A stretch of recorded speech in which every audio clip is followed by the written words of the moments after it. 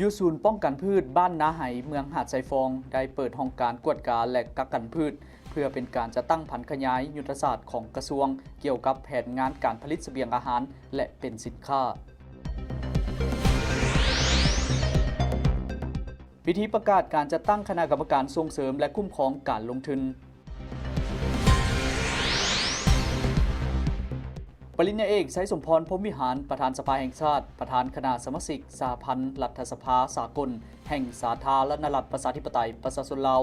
กล่าวชมเชยเนื่องในโอกาสวันรัฐสภาโลกวันที่ 30 มิถุนายน 2025 ทั้งหมดนั้นติดตามได้ในข่าวภาคคำประจำวันจากห้องข่าวโทรภาพแห่งชาติลาว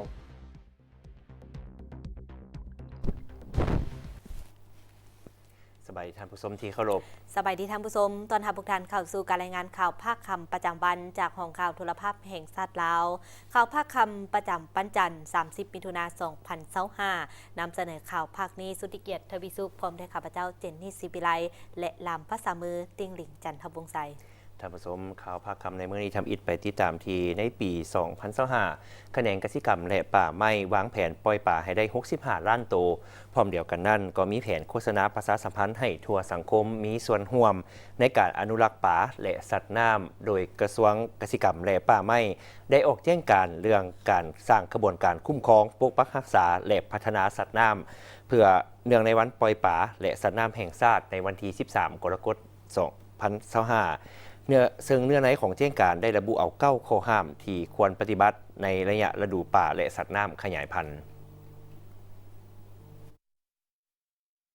อิงตามเนื้อในแจ้งการกระทรวงเกษตรกรรมและป่าไม้มอบให้กลุ่มเลี้ยงสัตว์และการประมงเป็นเจ้าการประสานสมทบกับแผนกเกษตรกรรมและป่าไม้แขวงและนครหลวงเวียงจันทร์โฆษณาเผยแพร่บรรดานโยบายกฎหมายระเบียบการและปลูกจิตสำนึกโดยผ่านสื่อมวลชนต่างๆให้ทั่วสังคมเข้าร่วมในการปล่อยปลาและสัตว์น้ำแนใส่ปล่อยปลาและสัตว์น้ำให้เป็นขบวนกว้างขวางและบรรลุตามแผนการที่วางไว้พร้อมนั้นก็เป็นเจ้าการประสานสมทบกับห้องการเกษตรกรรมและป่าไม้เมืองนครและองค์การปกครองท้องถิ่นจัดพิธีปล่อยปลาและสัตว์น้ำลงสู่แหล่งน้ำต่างๆติดพันกับการจัดตั้งการคุ้มครองปกปักรักษาและพัฒนาสัตว์น้ำเพื่อขยายพันธุ์เพิ่มขึ้นทางเป็นการเพิ่มความอุดมสมบูรณ์ของปลาและสัตว์น้ำเอาใจใส่ซี่น้ำศูนย์สถานีผลิตแนวพันธุ์ป่าของภาครัฐและเอกชนในการกักเก็บผลิตและสนองลูกป่าในวันปล่อยป่าและสัตว์น้ำแห่งชาติให้เพียงพอโดยเน้นใส่การปล่อยป่าพันธุ์พื้นเมืองเป็นต้นป่าปากป่าเพี้ยป่าแกงป่าสวายป่าเคิงและป่าชนิดอื่นๆห้ามปล่อยป่าพันธุ์ต่างๆประเภทเช่นป่านิลป่าในป่าดุกพันธุ์ป่าเกล็ดแลบและชนิดอื่นๆลงใส่แหล่งน้ำธรรมชาติซึ่งจะเป็นการทำลายแหล่งที่อยู่อาศัยและการฝังไข่ของป่าพื้นเมืองลาวสุขอยู่สาวเกษตรกรและผู้ประกอบการสืบต่อขยายการเลี้ยงป่าและสัตว์น้ำทุกรูปแบบเช่นการเลี้ยงป่าในหนองเลี้ยงป่าใส่กระสังเลี้ยงป่าในนาข้าวเลี้ยงป่าแบบผสมผสานและรูปแบบอื่นๆให้เป็นขบวนพร้อมทางเอาใจใส่แนะนำทางด้านเทคนิควิชาการด้านแนวพันธุ์การให้อาหารบัวระบาดรักษาป้องกันพยาธิและเก็บกู้ผลผลิตให้ถูกต้องตามหลักวิชาการติดพันกับการเพิ่มความเข้มงวดในการปฏิบัติมาตรการเกิดห้ามการหาปลาแบบดับศูนย์ห้ามบุคคลนิติบุคคลและการจัดตั้งนำไส้ธาตุเบื่อระเบิดอาวุธเครื่องใช้ไฟฟ้าเครื่องแสงคลื่นเสียงเพื่อหาหรือจับสัตว์น้ำแบบดับศูนย์ห้ามนำไส้เครื่องมือหาสัตว์น้ำที่มีความเสี่ยงเหตุให้สัตว์น้ำสูญพันธุ์เช่นอวนลีมองตาทีโตงรอบขนาดใหญ่และอื่นๆห้ามหาสัตว์น้ำจากแหล่งน้ำธรรมชาติด้วยการตันห้วยโศกปุงคลองน้ำขุดหนองหรือดูดหนองธรรมชาติที่มีน้ำตลอดปีห้ามรับเอาซื้อขายครอบครองหรือขนส่งสัตว์น้ำบัญชีหนึ่งโดยบ่ได้รับอนุญาตห้ามสร้างสิ่งกีดขวางทางเดินของสัตว์น้ำโดยบ่ได้รับอนุญาตห้ามเลี้ยงและปล่อยสัตว์น้ำต่างถิ่นที่มีความเสี่ยงทำลายสัตว์น้ำพื้นเมืองและระบบนิเวศห้ามปลูกพืชน้ำที่จะเป็นการทำลายระบบนิเวศหรือแหล่งเลี้ยงสัตว์น้ำโดยบ่ได้รับอนุญาตห้ามบุกรุกวังสงวนหรือเขตอนุรักษ์พันธุ์สัตว์น้ำเขตป่าอ้อแหล่งสัตว์น้ำวางไข่เขตเจริญเติบโตของลูกสัตว์น้ำไว้อ่อนห้ามหาสัตว์น้ำในฤดูวางไข่ห้ามบริโภคซื้อขายสัตว์น้ำที่ตายโดยบ่ฮู้สาเหตุควรหลีกเลี่ยงพฤติกรรมที่เป็นการละเมิดกฎหมายกรณีพบเห็นผู้ละเมิดข้อห้ามดังกล่าวให้สมทบภาคส่วนเกี่ยวข้องดำเนินตามมาตรการกล่าวเตือนศึกษาพมปรับไหมและดำเนินคดีตามแต่ละกรณีเบาหรือนักที่ได้กำหนดไว้ในกฎหมายว่าด้วยสัตว์น้ำและการประมงอย่างเข้มงวด สำหรับกิจกรรมจัดพิธีปล่อยปลาและสัตว์น้ำแห่งชาติวันที่ 13 กรกฎาคม 2025 ให้อิงใส่เงื่อนไขตัวจริงของแต่ละท้องถิ่น โดยให้เน้นใส่เนื้อในปลุกระดมเป็นต้นต่อบนพื้นฐานประหยัดมัธยัติและต้านการฟุ่มเฟือยบ่อนใดมีเงื่อนไขก็ให้เริ่มจัดตั้งปฏิบัติ แต่เดี๋ยวนี้เป็นต้นไป โดยบ่ให้รอท่าฮอดวันที่ 13 กรกฎาคม ติดคำขวัญเกี่ยวกับวันปล่อยปลาและสัตว์น้ำแห่งชาติตามสถานที่ต่างๆ เพื่อเป็นการโฆษณาเผยแพร่ระดมให้ทั่วปวงชนเข้าร่วม และเป็นเจ้าการปล่อยปลาและสัตว์น้ำให้เป็นขบวนการฟดฟื้นตามเนื้อในคำขวัญดังนี้สมเสยวันปล่อยปลาและสัตว์น้ำแห่งชาติวันที่ 13 กรกฎาคม 2025 จงพร้อมกันปล่อยปลาและสัตว์น้ำคืนสู่ธรรมชาติให้มีความอุดมสมบูรณ์ตลอดไปการปกปักรักษาปลาและสัตว์น้ำแมนพันธะของปวงชนทั้งชาติสำหรับป้ายแมนให้ใส่พื้นสีฟ้าและตัวหนังสือสีขาวได้มีกองประชุมปรึกษาหารือเวียกงานองค์การพุทธศาสนาสัมพันธ์ลาว8แขวงภาคเหนือการจัดกองประชุมในครั้งนี้เพื่อร่วมกันสรุปสร้างรวมและประเมินผลงานแต่ละด้านในการจัดตั้งปฏิบัติภารกิจของคณะสงฆ์อยู่แต่ละแขวงในระยะที่ผ่านมา โดยที่เอา5หน้าเวียกที่สำคัญและจำเป็นของสงฆ์คือเวียกงานพัฒนาองค์การปกครองสงฆ์เวียกงานการศึกษาสงฆ์เวียกงานสาธารณูปการและภาษาสงเคราะห์เวียกงานพัวพันต่างประเทศเวียกงานเผยแพร่ศีลธรรมและกรรมฐานทางจะได้มีการปรึกษาหรือแลกเปลี่ยนบทเรียนกับบรรดาการนำภาครัฐที่เกี่ยวข้องเพื่อสนับสนุนทั้งเป็นการสุขนูส่งเสริมด้านการพัฒนาองค์การพุทธศาสนาสัมพันธ์ลาวเพื่อความเลื่อมใสศรัทธาจากมหาชนอย่างกว้างขวางให้มีความเข้มแข็งและมั่นคงโดยเฉพาะอยู่บรรดาเขตแขวงภาคเหนือได้มีการพัฒนาไปพร้อมกันโอกาสเดียวกันพระอาจารย์ยายอ่อนแก้วกิติพัทโธได้สืบต่อผ่านทางบทสรุปการจัดตั้งปฏิบัติเวียกงานองค์การพุทธศาสนาสัมพันธ์ลาว8แขวงภาคเหนือระหว่างปี2023-2025และทิศทางแผนการ6เดือนท้ายปี2025ยกให้เห็นผลงานแต่ละด้านที่องค์การพุทธศาสนาสัมพันธ์ลาว8แขวงภาคเหนือญาติบ่ได้ผ่านการเคลื่อนไหวเวียกงานพุทธศาสนาสัมพันธ์ลาวสามารถยั่งยืนได้ว่าองค์การพุทธศาสนาสัมพันธ์ลาว8แขวงภาคเหนือได้มีความจงรักภักดีต่อภาครัฐต่อประเทศชาติและต่อพุทธศาสนิกชนอย่างแท้จริงหากสาได้บทบาทในการปฏิบัติหลักธรรมคำสอนอย่างเสมอต้นเสมอปลายมีความภาคภูมิใจที่เห็นว่าเวียกงานองค์การพุทธศาสนาสัมพันธ์ลาว8แขวงภาคเหนือได้รับการพัฒนาอย่างจะแจ้งโดยพื้นฐานและเฮ็ดให้เวียกงานขององค์การพุทธศาสนาสัมพันธ์ลาวแต่ละแขวงได้รับการยกระดับดีขึ้นเทื่อละเกาไปติดตามที่กองพลสำเร็จกองประสุมใหญ่ผู้แทนนักหบเก่าทัวแขวงพงศรีครั้งที่ 5ในกองประชุมสหายพันโทบนลังคอนละสีห้องสหพันธ์หบเก่าแขวงผ่านมติตกลงอนุมัติเปิดกองประชุมใหญ่และผ่านบทรายงานคุณลักษณะของผู้แทนสมบูรณ์จากนั้นสหายพันโทคำดาสุรพรมประธานสหพันธ์หบเก่าแขวงพงศรีผ่านบทรายงานการเมืองทั้งสองภาคสหพันธ์หบเก่าทั่วแขวงพงศรีภายใต้การนำพาซี่นำของคณะบริหารงานภาคแขวงก็คือคณะภาคแต่ละขันที่ทั่วภาคทั่วรัฐทั่วกำลังประกอบอาวุธทั่วปวงชนลาวดาวเผ่าและสมาชิกนักหบเก่าในทั่วแขวงพร้อมสมใส่จัดตั้งปฏิบัติและผ่านขยายมติกองประชุมใหญ่ของภาคครั้งที่11ก็คือมติกองประชุมใหญ่ครั้งที่11ขององค์คณะภาคแขวงและแผนพัฒนาเศรษฐกิจสังคมของแขวง5ปีครั้งที่9มติกองประชุมครั้งที่4ของสหพันธ์หบเก่าแห่งชาติลาวครั้งที่4ของสหพันธ์หบเก่าแขวงคณะบริหารงานสหพันธ์หบเก่าสหพันธ์หบเก่าแต่ละขันได้รับการปรับปรุงการจัดตั้งซับซ้อนจัดวางตามเงื่อนไขหน้าที่การเมืองผ่านการปรับปรุงกงจักการจัดตั้งสหพันธ์หบเก่าแขวงเมืองขันแขวงมี4แขนงปรับปรุงเป็น3แขนงยุบแขนงกวดกาโฮมเข้าแขนงจัดตั้งพนักงานขันเมืองมี4หน่วยงานมาเป็น2หน่วยงานยุบหน่วยงานกวดกามาโฮมกับหน่วยงานจัดตั้งพนักงานยุบหน่วยงานโฆษณาโฮมกับหน่วยงานห้องการจากนั้นสหายพันโทเวียงทองมานิแสงรองประธานสหพันธ์หบเก่าแขวงผ่านบทรายงานการจัดตั้งปฏิบัติแผนพัฒนา5ปีครั้งที่4 2020-2024และทิศทาง5ปี2025-2029ของสหพันธ์หบเก่าแขวงพงศรี จากนั้นสหายพันโทบุญลังคนละสีห้องสหพันธ์นาฮบเก่าแขวงผ่านทางบทสรุปการจัดตั้งปฏิบัติขอแข่งขัน3ดี6รักษาและผู้เข้าร่วมกองประชุมประกอบคำคิดคำเห็นกองประชุมสหายพันโทคำดาโสรพรมประธานสหพันธ์ฮบเก่าแขวงคณะบริหารงานสมัยที่4ผ่านบทสำรวจการนำพารวมพร้อมทั้งกล่าวลานาที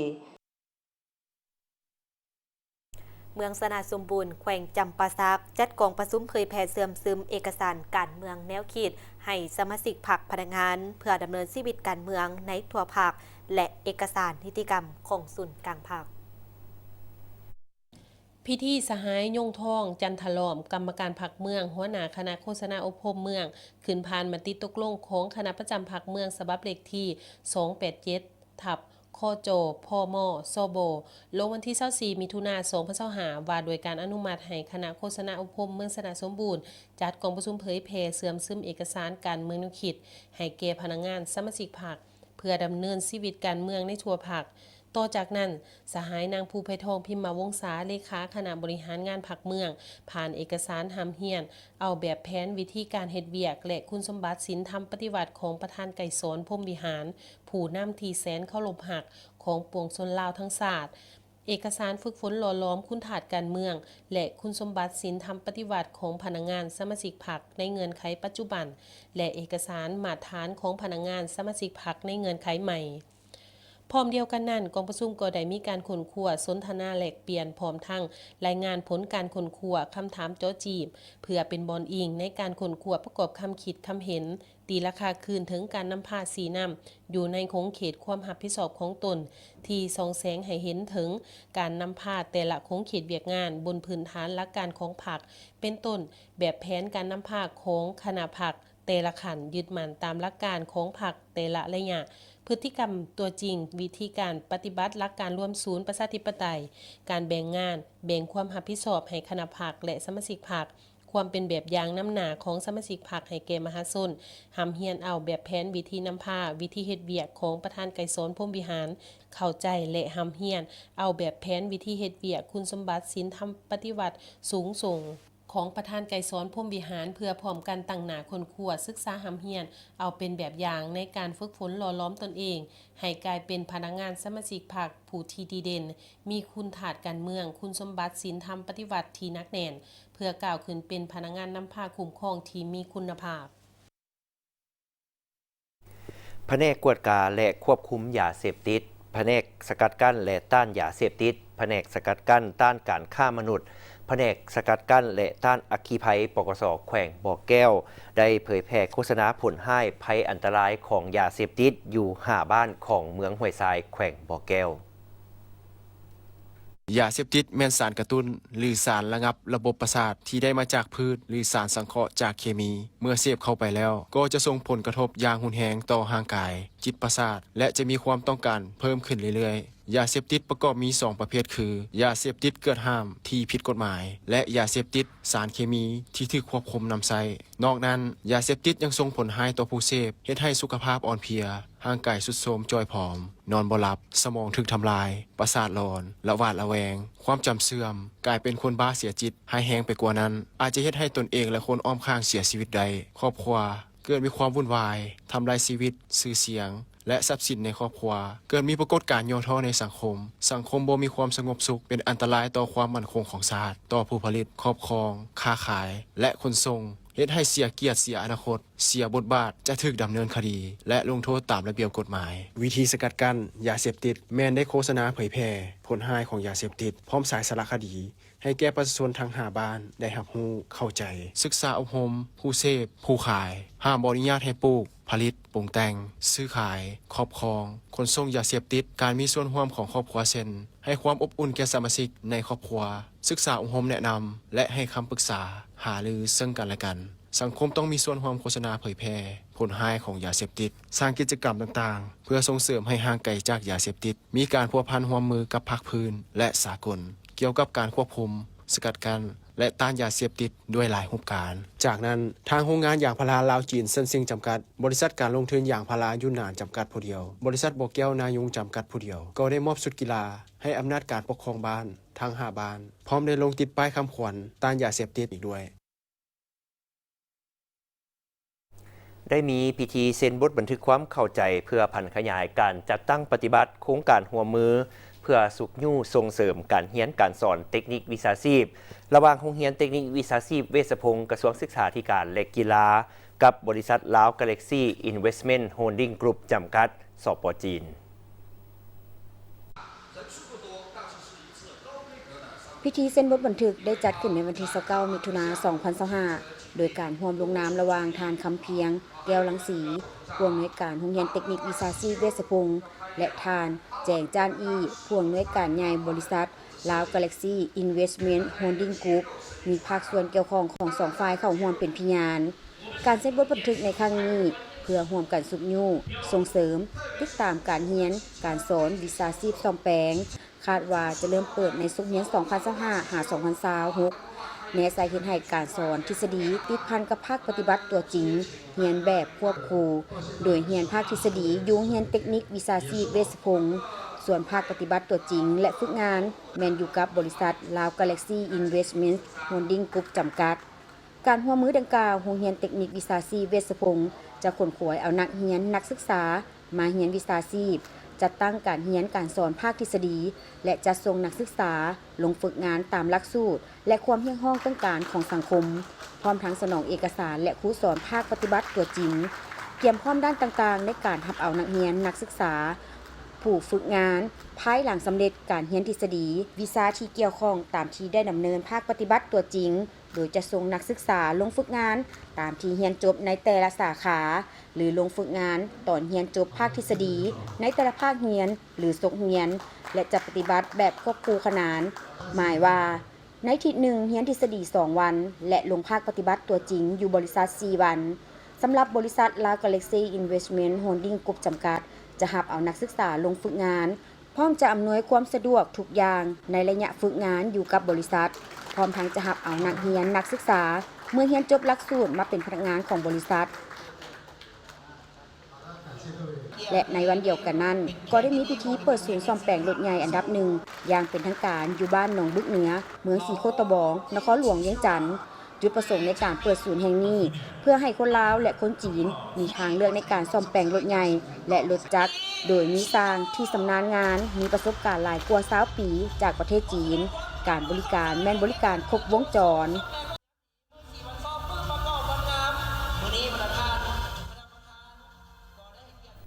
มาฮอดปัจจุบันสมาคมท่องเที่ยวแขวงหลวงพระบางมีสมาชิก45บริษัทในจำนวน123บริษัทในทั่วแขวงการสร้างตั้งสมาคมท่องเที่ยวก็เพื่อให้มีการคุ้มครองและมีการช่วยเหลือซึ่งกันและกันระหว่างภาครัฐกับภาคธุรกิจ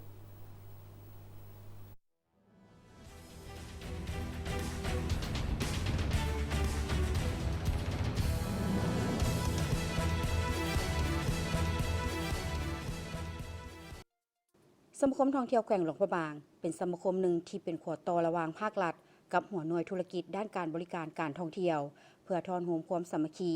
ที่เข้ามาลงทุนในแขนงการท่องเที่ยวเช่นบริษัทท่องเที่ยวโรงแรมเรือนพักห้านอาหารแหล่งท่องเที่ยวและอื่นๆภายใต้การคุ้มครองของแผนกวัฒนธรรมและท่องเที่ยวแขวงเพื่อเป็นการปกปักรักษาความสะอาดสวยงามและรักษาสิ่งแวดล้อมตามสถานที่ต่างๆสมาคมธุรกิจท่องเที่ยวของพวกเฮานี่ก็ถือว่าเป็นองค์กรที่ว่าอยู่ภายใต้การสีน้ำของแผนกทวทเนาะของแขวงหันก็เลยร่วมมือกันอย่างใกล้ชิดที่สุดเนาะเพิ่นก็ถือว่าเป็นการนำบ่ว่าทั้งเรื่องภาครัฐภาคการจัดตั้งอย่างต่างๆเนาะก็ถือว่าพวกเฮาเป็นองค์กรที่ว่าขั้วต่อระหว่างเพิ่นเนาะคือแผนกทวทหันคือว่าภาครัฐหันกับหัวหน่วยธุรกิจที่มาดำเนินธุรกิจอยู่แขวงหัวบางอันนี้เนาะฉะนั้นพวกเฮาเป็นผู้ที่ว่าถอนร่วมความสามัคคีนักธุรกิจ เนาะที่ว่ามาลงทุนเรื่องการท่องเที่ยวเนาะบ่ว่าจะเป็นบริษัทท่องเที่ยวโรงแรมอาหารเรือนพักทานก็สิฮู้ว่าหลวงพระบางนี่เป็นจุดหมายปลายทางอันสำคัญในเรื่องการท่องเที่ยวของประเทศลาวเฮานี้เนาะเพราะว่าตามสถิติของแผนกทวทเพิ่นก็ถือว่าปีนี้เฉพาะปีนี้ยังบ่ทันฮอดนี่ก็เดือน6เนาะถือว่านักท่องเที่ยวนี่ทะลุฮอด2 ล้านคน สมาคมท่องเที่ยวแขวงหลวงพระบางสร้างตั้งมาแต่ปี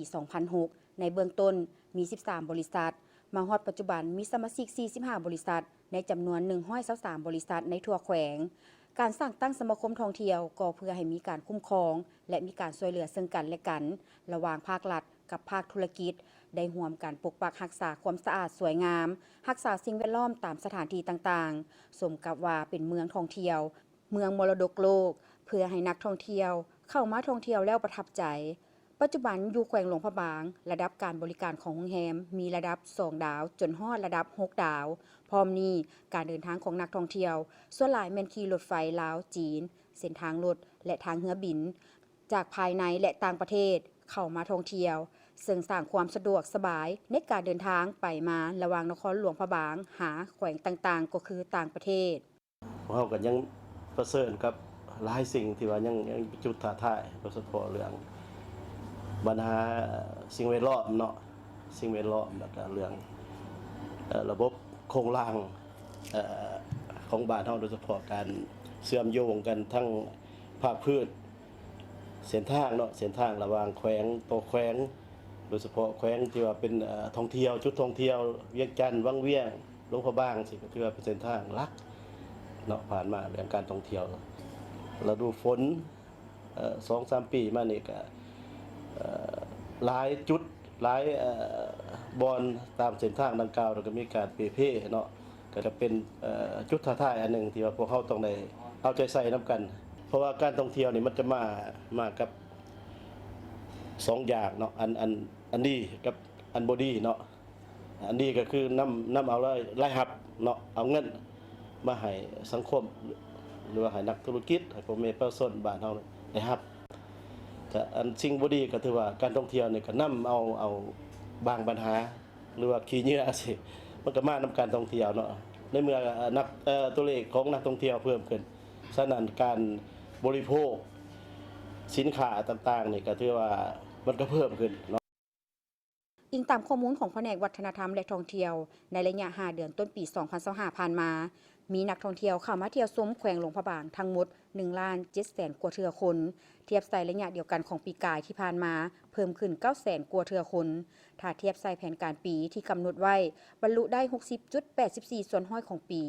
มีนักท่องเที่ยวภายใน 600,000 กว่าเทื่อคน เทียบใส่ระยะเดียวกันของปีผ่านมาเพิ่มขึ้น 400,000 กว่าเทื่อคน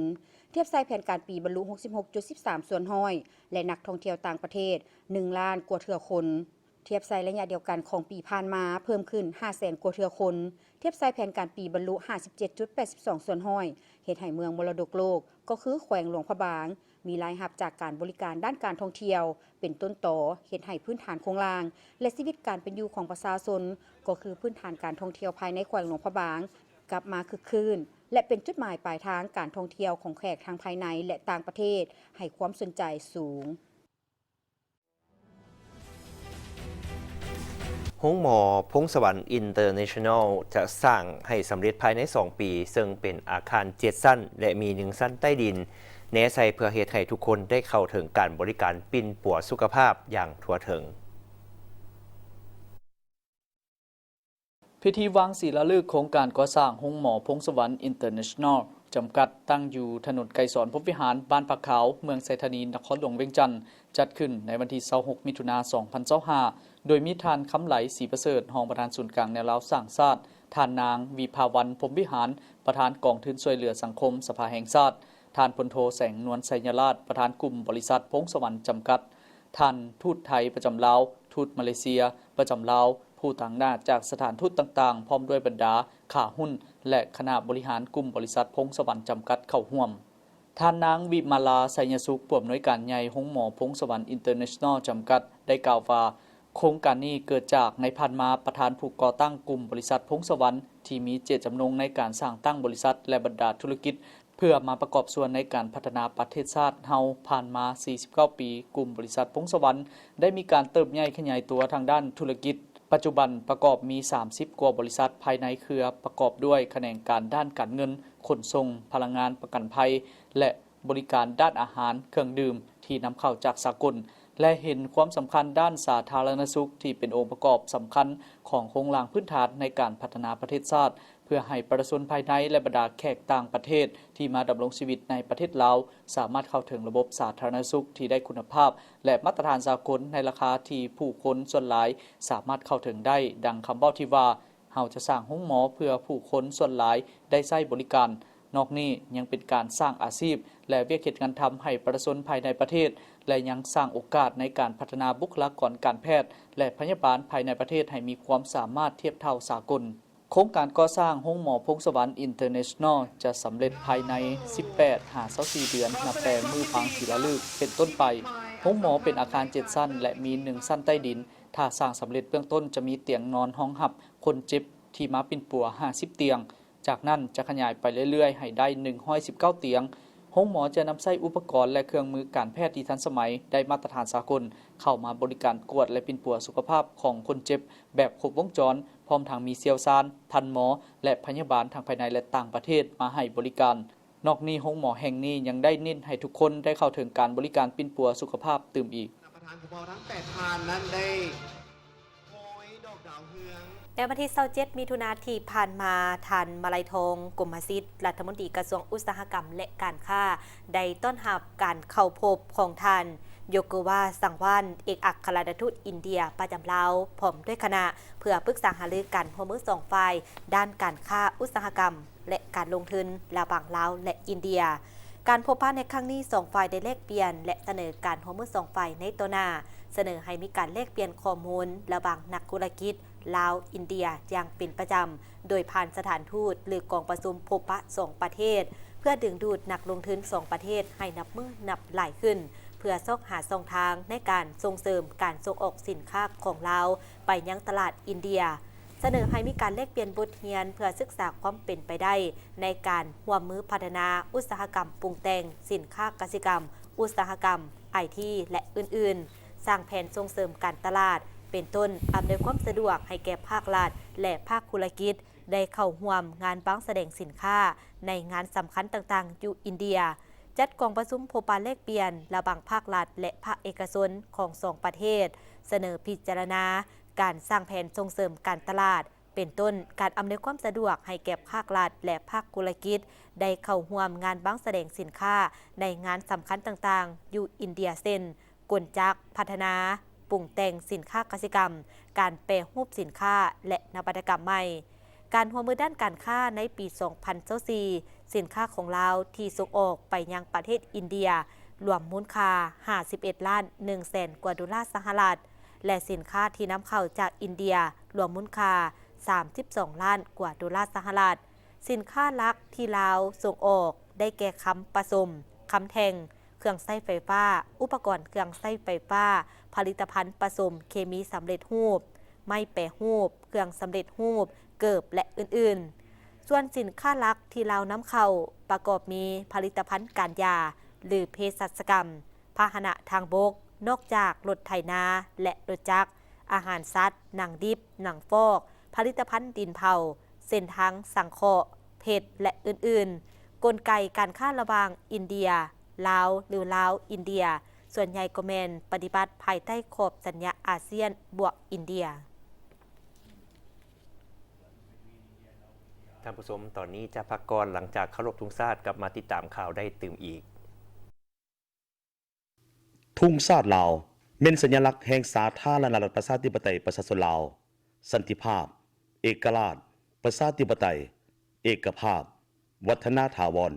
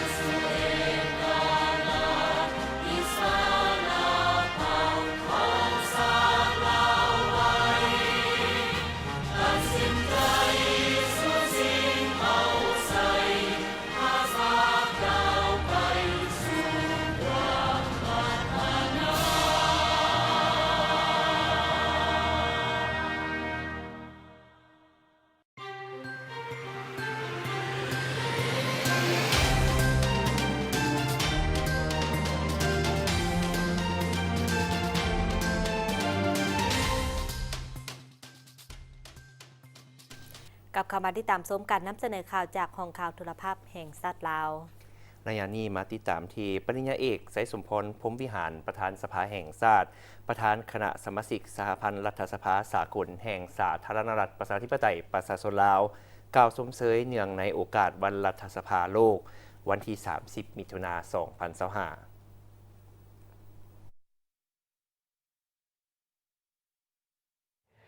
มื้อนี้ในโอกาสวันรัฐสภาโลกก็คือวันสร้างตั้งสหพันธ์รัฐสภาสากล IPU ครบรอบ136 ปีคือวันที่ 30 มิถุนายน 1889 ถึงวันที่ 30 มิถุนายน 2025ในนามประธานสภาแห่งชาติแห่งสาธารณรัฐประชาธิปไตยประชาชนลาวในนามส่วนตัวข้าพเจ้ารู้สึกเป็นเกียรติและเป็นที่ชมชื่นเป็นอย่างยิ่งที่ได้มีโอกาสแสดงความชมเชยต่อวันที่มีความหมายความสำคัญระดับโลกในครั้งนี้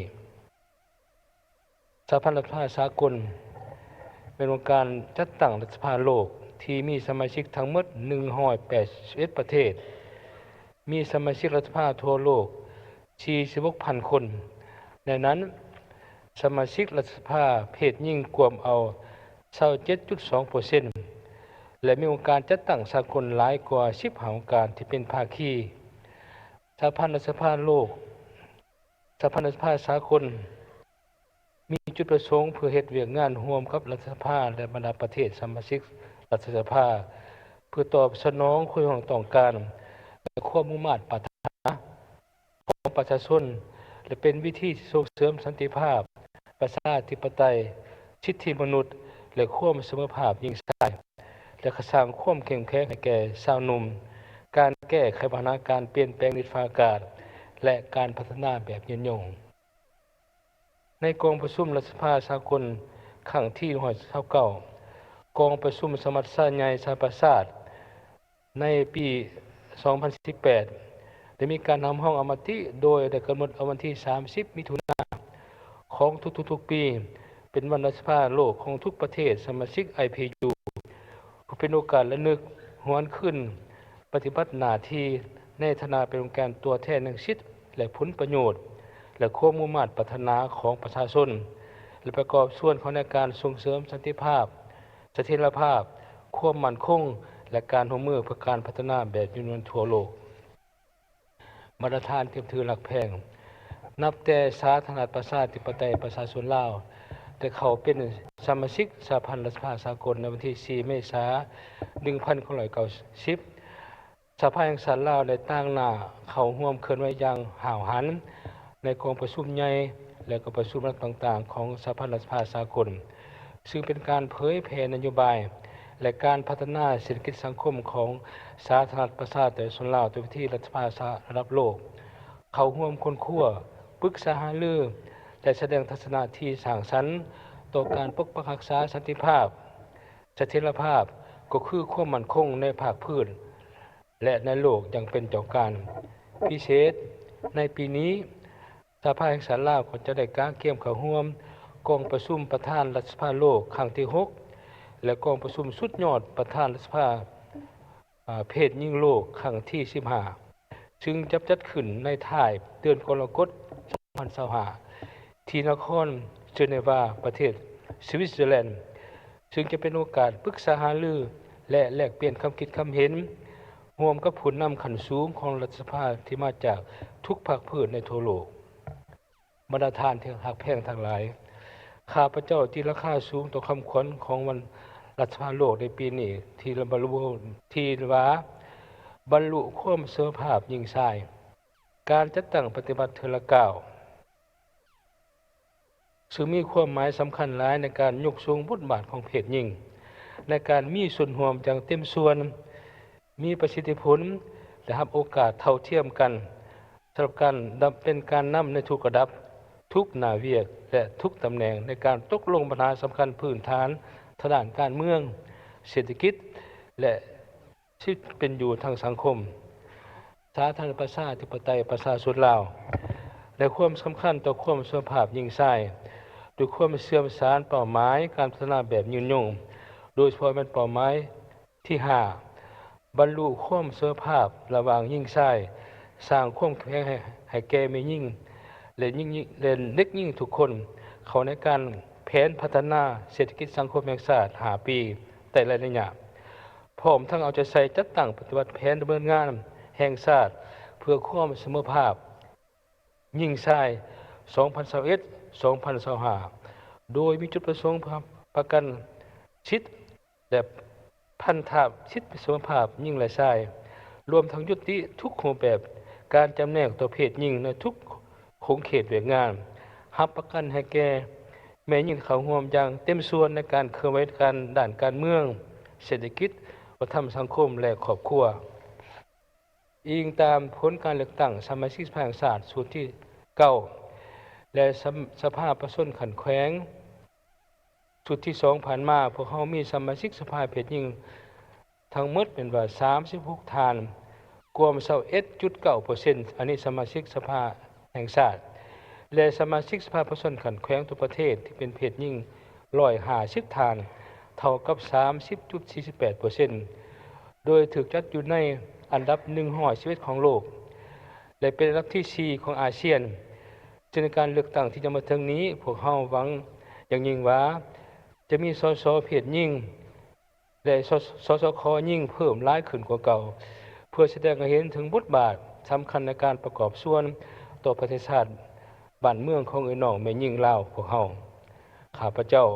ขอถือโอกาสนี้เรียกร้องมายังบรรดาทานสมาชิกรัฐสภาองค์การจัดตั้งสากลองค์การจัดตั้งทางสังคมและทุกภาคส่วนจงสืบต่อร่วมมือกันเป็นเจ้าการส่งเสริมบทบาทหญิงชายในกระบวนการตัดสินปัญหาภายในประเทศรวมทั้งความมีทัศนะต่อปัญหาที่ภาคพื้นและสากลพร้อมทั้งสนับสนุนด้านวิชาการและงบประมาณเข้าในการสร้างความเข้มแข็งให้แก่เพศหญิงในทุกด้านให้มีความเข้มแข็งมีการประกอบส่วนที่หลายขึ้นสู่ส่วนให้จำนวนมียิ่งที่เป็นสมาชิกสภาแห่งชาติเพศหญิงในสุดที่10บรรลุ 30% ของจำนวนสมาชิกสภาแห่งชาติทั้งหมดสุดท้ายนี้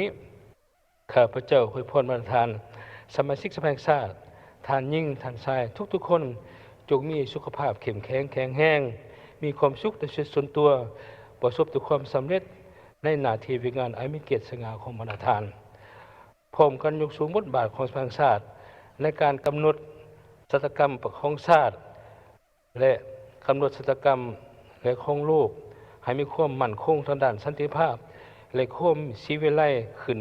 ในอนาคตขอขอบใจ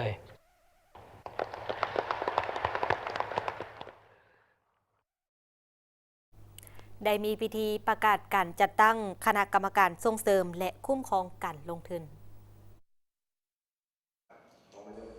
พิธีประกาศการจัดตั้งคณะกรรมการส่งเสริมและคุ้มครองการลงทุนได้จัดขึ้นในวันที่27มิถุนายน2025ที่ห้องการส่งเสริมและคุ้มครองเขตเศรษฐกิจพิเศษบึงธาตุหลวงโดยการเป็นเกียรติเข้าร่วมและเป็นประธานของท่านเฉลิมไสกรมสิทธิ์รองนายกรัฐมนตรีผู้ชี้นำเวียกงานเศรษฐกิจและการพัวพันร่วมมือกับต่างประเทศมีท่านบัวคงน้ำมวงศ์รัฐมนตรีหัวหน้าห้องว่าการสำนักงานนายกรัฐมนตรีท่านอาจสะพังทองศรีพันดอนเจ้าของนครหลวงเวียงจันทร์และภาคส่วนเกี่ยวข้องพร้อมด้วยพนักงานจากกลุ่มส่งเสริมการลงทุนและห้องการส่งเสริมและคุ้มครองเขตเศรษฐกิจพิเศษกระทรวงแผนการและการลงทุนเข้าร่วมในพิธีท่านสุริยาพรหมมีสิทธิ์ว่าการแทนหัวหน้ากลุ่มคุ้มครองพนักงานคณะจัดตั้งศูนย์กลางพักได้ขึ้นผ่านดำรัสเลขที่322/นย.ลงวันที่17มิถุนายน2025ว่าด้วยการสร้างตั้งคณะกรรมการส่งเสริมและคุ้มครองการลงทุนมติตกลงเลขที่617/คลสพลงวันที่24มิถุนายน2025ว่าด้วยการสร้างตั้งองค์คณะพรรคของคณะกรรมการส่งเสริมและคุ้มครองการลงทุนคำสั่งเลขที่10/นย.ลงวันที่17มิถุนายน2025ว่าด้วยการยกย้ายการนำขั้นสูงไปรับหน้าที่ใหม่คำสั่งเลขที่553/คลสพลงวันที่17มิถุนายน2025ว่าด้วยการยกย้ายการนำขั้นสูงไปรับหน้าที่ใหม่ผ่านมติตกลงเลขที่323/นย.ลงวันที่17มิถุนายน2025ว่าด้วยการแต่งตั้งรองรัฐมนตรีร รองประธานคณะกรรมการส่งเสริมและคุ้มครองการลงทุนทั้งเป็นผู้ประจำการโดยแต่งตั้งท่านบุญถึงดวงสวรรค์รองรัฐมนตรีกระทรวงอุตสาหกรรมและการค้ามาเป็นรองรัฐมนตรีรองประธานคณะกรรมการส่งเสริมและคุ้มครองการลงทุนทั้งเป็นผู้ประจำการในโอกาสนี้ท่านเฉลิมไซกรมสิทธิ์ได้ให้เกียรติมีคำเห็นโอลมโดยได้เน้นให้ผู้ที่ได้รับการแต่งตั้งยกย้ายและพนักงานนำพาลักแรงภายในว่าการปรับปรุงแต่งตั้งยกย้ายถือเป็นเวียกงานปกติถูกต้องสอดคล้องกับแนวทางนโยบายการเมืองของภาครัฐก็คือการยกระดับเวียกงานส่งเสริมการลงทุนให้มีบาทก้าวใหม่ขยายตัวกว่าเก่าพร้อมนั้นยังได้เน้นหนักบางปัญหาสำคัญที่ต้องได้เอาใจใส่ในต่อหน้าดังนี้ให้พนักงานลักแรงของกงจักรใหม่เอาใจใส่ลงลึกด้านการเมืองแนวคิดให้ไอ้น้องพนักงานที่อยู่ในเป้าหมายปรับปรุงซับซ้อนให้มีแนวคิดอุ่นเอียงทุนเทียงเคียงคู่กับการค้นคว้าปรับปรุงพละบทบาทกำหนดตำแหน่งงานตลอดถึงการซับซ้อนจัดวางบุคลากรตามทิศกระทัดรัดมีคุณภาพทางด้านวิชาเฉพาะก็ต้องได้ปรับปรุงขั้นตอนพิจารณาอนุมัติการลงทุนให้มีความลงเรียนจะแจ้งปรับปรุงการบริการประตูเดียวให้มีลักษณะว่องไวมีความกลมเกี่ยวด้านข้อมูลเชื่อมจอดกับแขนงการคุ้มครองติดตามและกวดกาบรรดาโครงการที่ได้อนุมัติไปให้มีประสิทธิภาพและประสิทธิผลกว่าเก่าปัญหาสุดท้ายต้องปรับปรุงคืนแบบแผนวิธีเฮ็ดเวียกให้กลมเกี่ยวปฏิบัติหลักการร่วมศูนย์ประชาธิปไตยในหมู่คณะรักษาได้ความสามัคคีภายในกงจักรใหม่ให้เป็นปึกแผ่นแน่นหนาเด็ดเดี่ยวเฮ็ดให้สำเร็จหน้าที่การเมืองตามการมอบหมายแหน่ใส่เฮ็ดให้เวียกงานการส่งเสริมการลงทุนนับมือนับเติบใหญ่เข้มแข็งสามารถแข่งขันกับบรรดาประเทศอ้อมข้างได้ได้มีกองประชุมใหญ่คณะพรรคหากฐานแผนกศึกษาธิการและกีฬานครหลวงเวียงจันทร์ครั้งที่ 5ได้ผ่านรายงานการเมืองตีราคาผลการจัดตั้งปฏิบัติกองประชุมมติกองประชุมใหญ่ครั้งที่ 4 ที่ผ่านมาแต่ปี 2020 หา 2024 ของคณะพรรคหากฐานกองประชุมใหญ่คณะพรรคหากฐานแผนกศึกษาธิการและกีฬานครหลวงเวียงจันทร์ครั้งที่ 5โดยการเป็นประธานของสหายสมพรสอนดารากรรมการพรรคเลขาคณะพรรคหากฐานหัวหน้าแผนกศึกษาธิการและกีฬานครหลวงเวียงจันทร์มีสหายอาสพังทองศรีพันดอนห้องเลขาคณะพรรคเจ้าของนครหลวงเวียงจันทร์มีบรรดาสหายสมาชิกพรรค199สหายหญิง90สหายที่เป็นตัวแทนให้แก่สมาชิกพรรคทั้งหมด293สหายหญิง135สหายทั่วหากฐานพรรคแผนกศึกษาธิการและกีฬาเข้าร่วมสหายสมพรสอนดารากรรมการพรรคเลขาคณะพรรคหากฐานหัวหน้าแผนกศึกษาธิการและกีฬานครหลวงเวียงจันทร์ได้กล่าวเปิดกองประชุม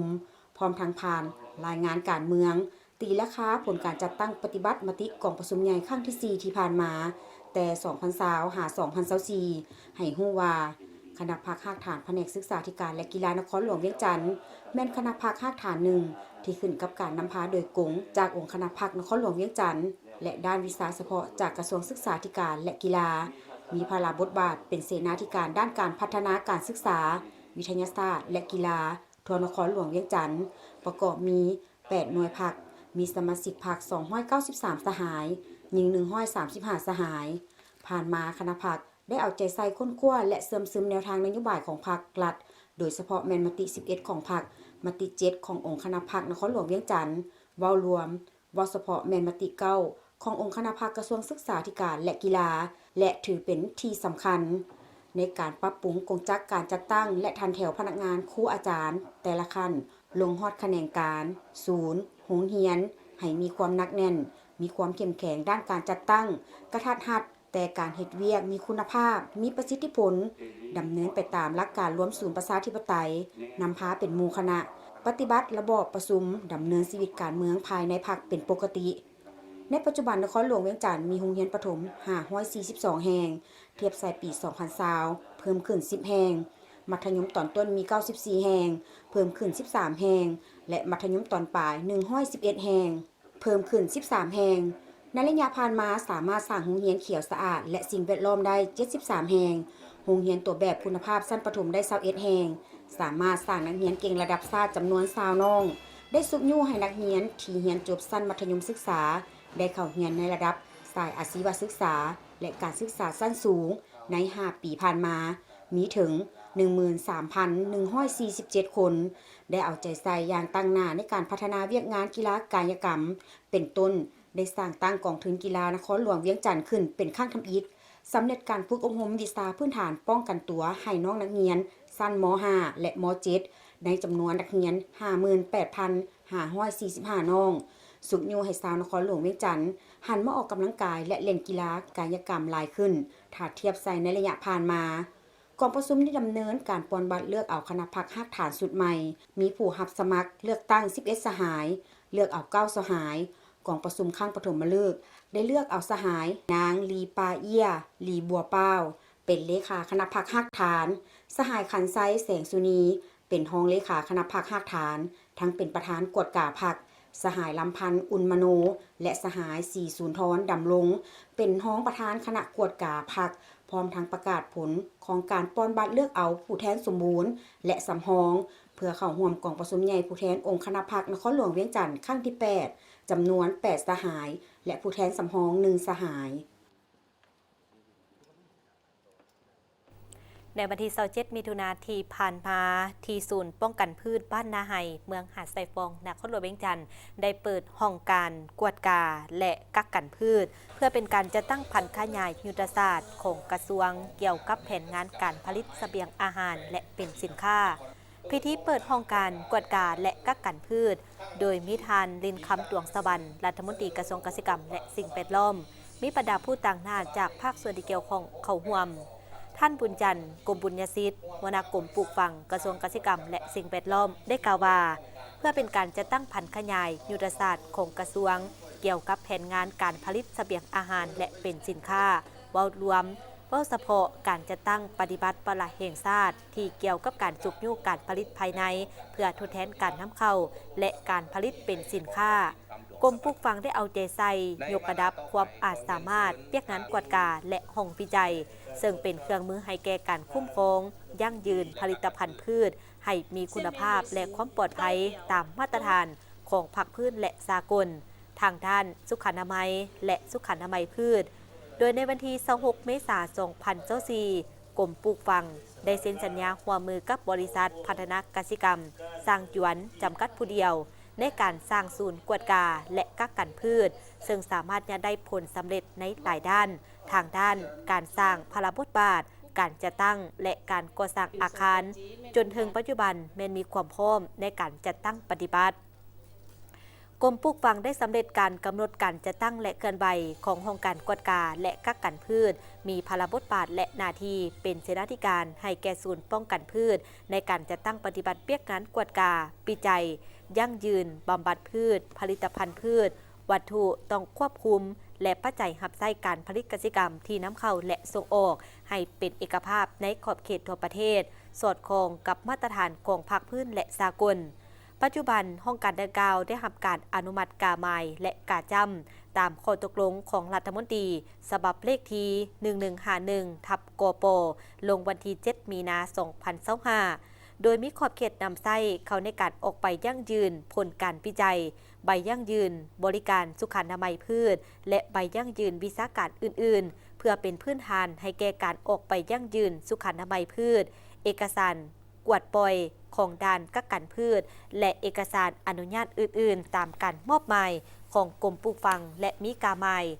วิชาการและเครื่องแบบเคลื่อนไหววิชาการเพื่อเกี่ยมพร้อมให้แก่การเคลื่อนไหววิชาเฉพาะอย่างเต็มส่วนกรมปลูกฝังร่วมกับบริษัทพัฒนากสิกรรมสร้างหยวนได้เริ่มการก่อสร้างอาคารต่างๆโดยมีเนื้อที่โครงการทั้งหมด 4,418 ตารางเมตรในนั้นเนื้อที่การก่อสร้างโครงการ 2,040 ตารางเมตรเส้นทางและพื้นที่สีเขียว 2,300 กว่าตารางเมตรการก่อสร้างแบ่งเป็น4อาคารคืออาคารห้องการ857 ตารางเมตรห้องวิจัยกวดกาและกักกัน420 ตารางเมตรหอพักพนักงาน249 ตารางเมตรและห้องอาหาร514 ตารางเมตรรวมมูลค่าการลงทุนก่อสร้างทั้งหมด 10.13 ล้านดอลลาร์สหรัฐ โดยเป็นการลงทุนของบริษัทพัฒนากสิกรรมสร้างจวน